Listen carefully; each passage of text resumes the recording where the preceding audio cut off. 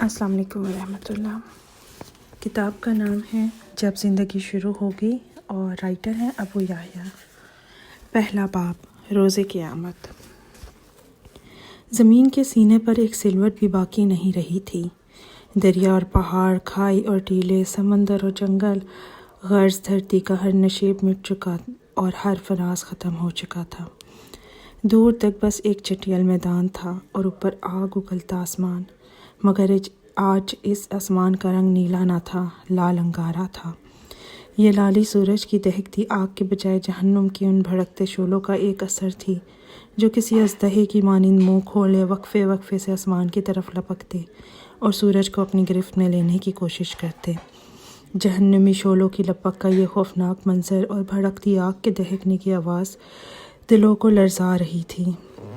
لرزتے ہوئے یہ دل مجرموں کے دل تھے، یہ غافلوں، متکبروں، ظالموں اور قاتلوں اور سرکشوں کے دل تھے۔ یہ زمین کے فرعونوں اور جباروں کے دل تھے، یہ اپنے دور کے خداؤں اور زمانے کے ناخداؤں کے دل تھے۔ یہ دل ان لوگوں کے تھے جو گزری ہوئی دنیا میں ایسے جیے جیسے انہیں مرنا نہ تھا، مگر جب مرے تو ایسے ہو گئے کہ گویا کبھی دھرتی پہ بسے ہی نہ تھے۔ یہ خدا کی بادشاہی میں خدا کو نظر انداز کر کے جینے والوں کے دل تھے۔ یہ مخلوق خدا پر اپنی خدائی قائم کرنے والوں کے دل تھے۔ یہ انسانوں کے درد اور خدا کی یاد سے خالی دل تھے۔ سو آج وہ دن شروع ہو گیا جب ان غافل دلوں کو جہنم کے بھڑکتے شعلوں، ختم نہ ہونے والے عذابوں کی غذا بن جانا تھا۔ وہ عذاب جو اپنی بھوک مٹھانے کے لیے پتھروں اور ان پتھر دلوں کے منتظر تھے، آج ان عذابوں کا یوم العید تھا کہ ان کی ازلی بھوک مٹنے والی نہ تھی۔ ان عذابوں کے خوف سے خدا کے یہ مجرم کسی پناہ کی تلاش میں بھاگتے پھر رہے تھے، مگر اس میدان حشر میں کیسی پناہ اور کون سی عافیت۔ ہر جگہ آفت، مصیبت اور سختی تھی، اور ان پتھر دل مجرموں کی ختم نہ ہونے والی بدبختی تھی۔ خبر نہیں اس حال میں کتنے برس، کتنی صدیاں گزر چکی ہیں۔ یہ حشر کا میدان اور قیامت کا دن ہے۔ نئی زندگی شروع ہو چکی ہے، کبھی ختم نہ ہونے کے لیے۔ میں بھی حشر کے اس میدان میں گمسم کھڑا خالی آنکھوں سے سب کچھ دیکھ رہا ہوں۔ میرے سامنے ان گنت لوگ بھاگتے، دوڑتے، گرتے پڑتے چلے جا رہے ہیں۔ فضا میں شعلوں کے بھڑکنے کی آواز کے ساتھ لوگوں کی چیخنے، چلانے، رونے پیٹنے اور آہذاری کی آوازیں گونج رہی ہیں۔ لوگ ایک دوسرے کو برا بھلا کہہ رہے ہیں، گالیاں دے رہے ہیں، لڑ جھگڑ رہے ہیں، الزام تراشی کر رہے ہیں، آپس میں گتھم گتھا ہیں۔ کوئی سر پکڑے بیٹھا ہے، کوئی منہ پہ خاک ڈال رہا ہے، کوئی چہرہ چھپا رہا ہے، کوئی شرمندگی اٹھا رہا ہے، کوئی پتھروں سے سر ٹکرا رہا ہے، کوئی سینہ کوبی کر رہا ہے، کوئی خود کو کوس رہا ہے، کوئی اپنے ماں باپ، بیوی بچے، دوستوں، لیڈروں کو اپنی اس تباہی کا ذمہ دار ٹھہرا کے ان پر برس رہا ہے۔ ان سب کا مسئلہ ایک ہی ہے، قیامت کا دن آ گیا ہے اور ان کے پاس اس دن کی کوئی تیاری نہیں۔ اب یہ کسی دوسرے کو الزام دیں یا خود کو برا بھلا کہیں، ماتم کریں یا صبر کا دامن تھامیں، اب کچھ نہیں بدل سکتا۔ اب تو صرف انتظار ہے کائنات کے مالک کے ظہور کا، جس کے بعد حساب کتاب شروع ہوگا اور عدل کے ساتھ ہر شخص کی قسمت کا فیصلہ ہو جائے گا۔ یکا یک ایک آدمی میرے بالکل قریب چلایا، ہائے! اس سے تو موت اچھی تھی، اس سے تو قبر کا گڑھا اچھا تھا۔ میں ارد گرد کی دنیا سے بالکل کٹ چکا تھا۔ یہ چیخ نما آواز مجھے سوچ کی وادیوں سے حقیقت کے اس میدان میں لے آئی جہاں میں بہت دیر سے گمسم کھڑا تھا۔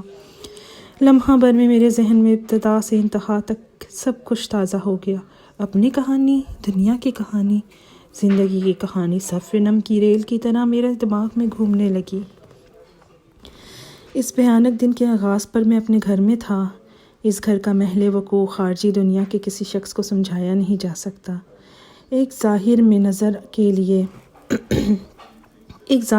نظر کے لیے یہ گھر قبر کا ایک تاریک گڑھا، مگر دراصل یہ آخرت کی دنیا کا پہلا دروازہ تھا۔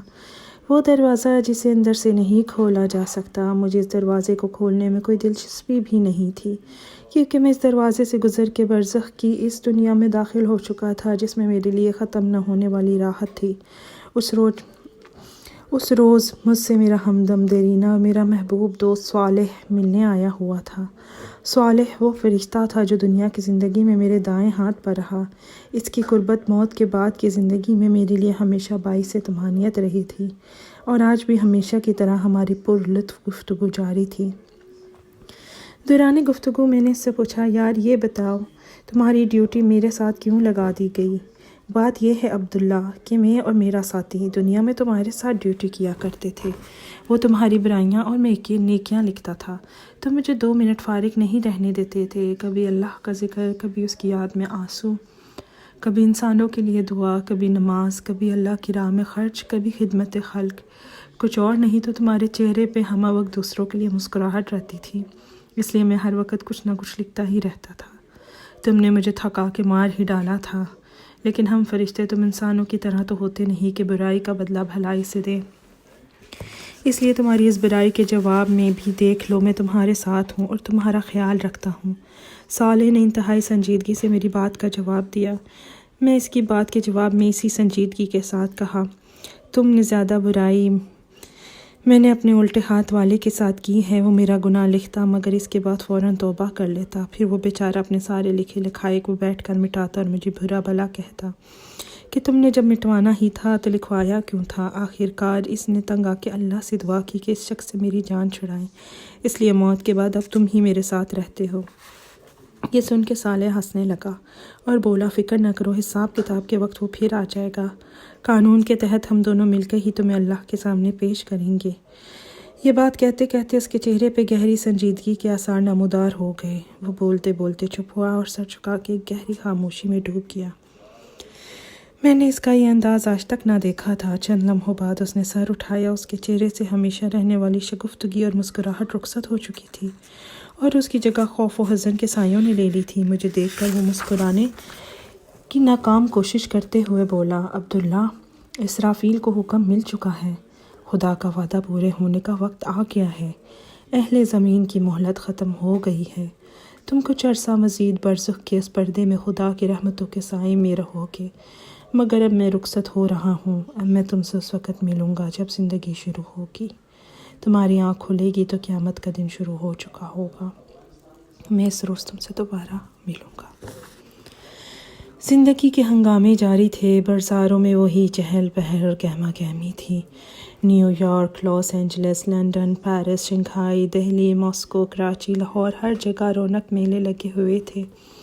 رات کو دن کر دینے والی سیلابی روشنیوں میں 2020 کرکٹ میچ اور فٹ بال ورلڈ کپ کے مقابلے، ان کو دیکھتے اور تالیاں بجاتے ہوئے تماشائی، پب اور بار میں شراب پیتے اور گلیوں میں اسٹرپٹیز دیکھتے بدمست لوگ، ہالی ووڈ اور ہالی ووڈ کی ایکشن اور تھرل فلموں میں اداکاروں کے جلوے اور ان جلووں کے تماشبین لوگ، فلموں، ڈراموں، stage, T V, belly dance اور فیشن شوز میں تھرکتی مٹکتی اپنے جسم کی نمائش کرتی ماڈلز اور اداکارائیں، اور اس نمائش سے اپنی تجوریاں بھرتے سرمایہ دار، نئے دور کے نئے فاتحین عالم، ملٹی نیشنل کمپنیوں کے مالکان اور ان کو اپنا علم و ہنر بیچ کے اپنے مستقبل کے خواب بکنے والے باصلاحیت نوجوان، میڈیا کی چمک دمک، صحافت کے مرچ مسالے اور بازار سیاست کے ماند پڑنے والے مکر و فریب کے ہنگامے، بازاروں میں گھومتے خریداری کرتے مرد و خواتین اور ان کو بلاتی رجھاتی دکانیں اور دکاندار، عمرہ کے عشرت قدوں میں گونجنے ساز و آواز، غربا کے جھونپڑیوں میں فقر و افلاس،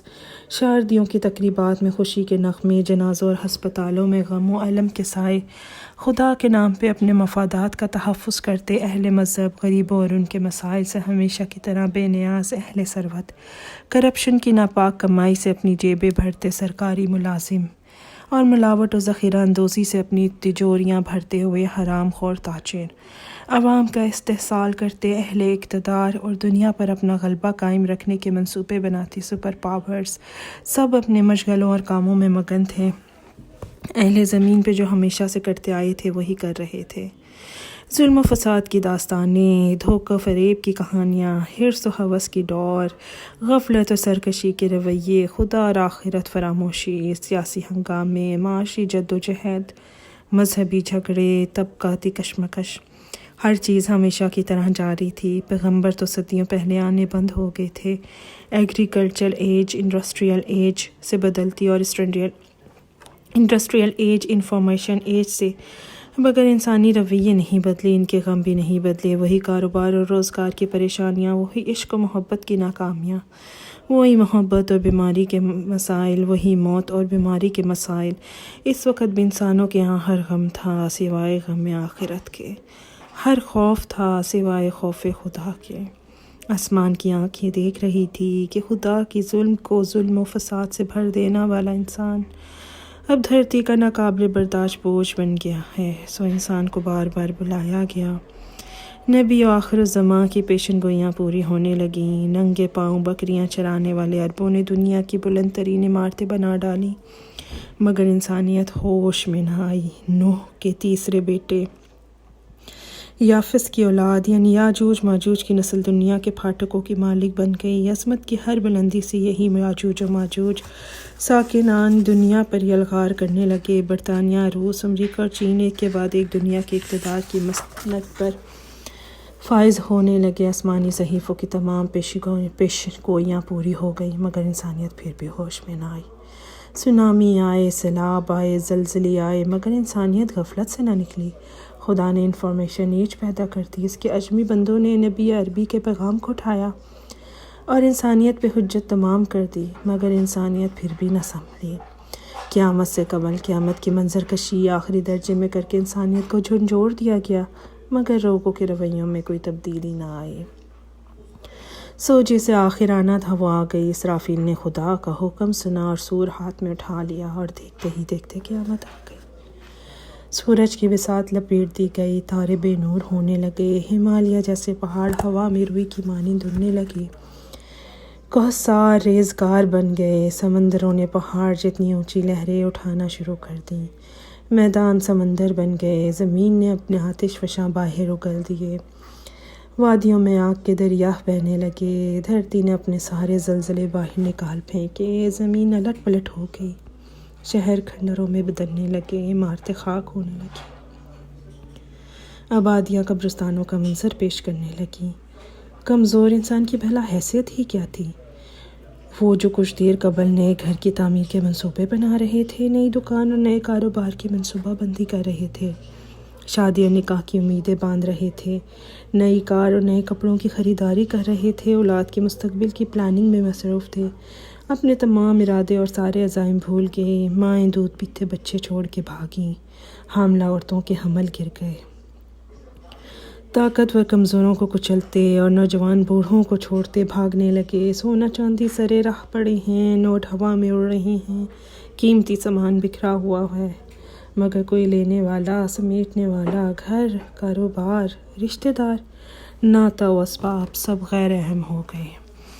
ہر نفس صرف اپنی فکر میں ہے، آج انسان سب کو بھول گیا ہے، صرف ایک خدا کو پکار رہا ہے، مگر کوئی جواب نہیں آتا۔ دہری اور ملحد بھی نام خدا کی دہائی دے رہے ہیں، مگر کوئی جائے عافیت نظر نہیں آتی، بربادی کے سائے پیچھا نہیں چھوڑ رہے، موت ہر جگہ تعاقب کر رہی ہے، مصیبت نے ہر طرف سے گھیر لیا ہے، آخرکار زندگی موت سے شکست کھا گئی، زندگی ختم ہو گئی، آخرکار زندگی موت سے شکست کھا گئی، زندگی ختم ہو گئی، مگر اس لیے کہ زندگی کو اب شروع ہونا تھا۔